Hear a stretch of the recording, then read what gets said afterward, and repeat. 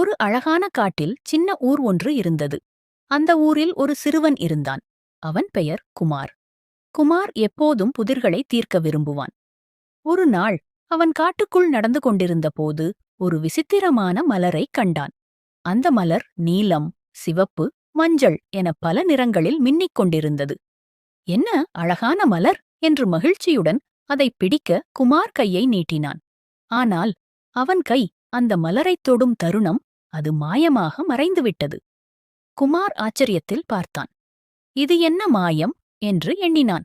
அடுத்த நாள் குமார் மீண்டும் அந்த இடத்திற்குச் சென்றான்.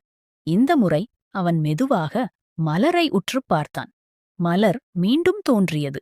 ஆனால் இம்முறை அதன் இதழ்களில் ஒரு வரி எழுதியிருந்தது.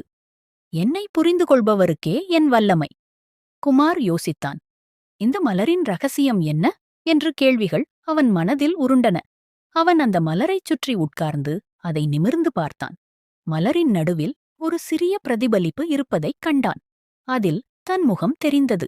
ஆனால் அவன் சிரித்தால் பிரதிபலிப்பு கோபமாக காட்டியது. அவன் கோபமாக முகம் செய்தால் பிரதிபலிப்பு சிரித்தது. குமாருக்கு ஒரு யோசனை வந்தது. அவன் மலரை நோக்கி மெதுவாகச் சிரித்தான். உடனே மலர் பிரகாசமாக ஒளி வீசியது. அதன் இதழ்கள் விரிந்து உள்ளே ஒரு சிறிய பரிசு இருப்பதைக் கண்டான். அது ஒரு வைரம் பதித்த மோதிரம்.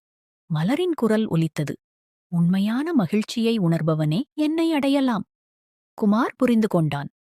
மாயமலர் மனிதர்களின் உணர்வுகளை சோதிக்கிறது. கோபத்தை மகிழ்ச்சியாக மாற்றும் வல்லமைதான் அதன் ரகசியம்.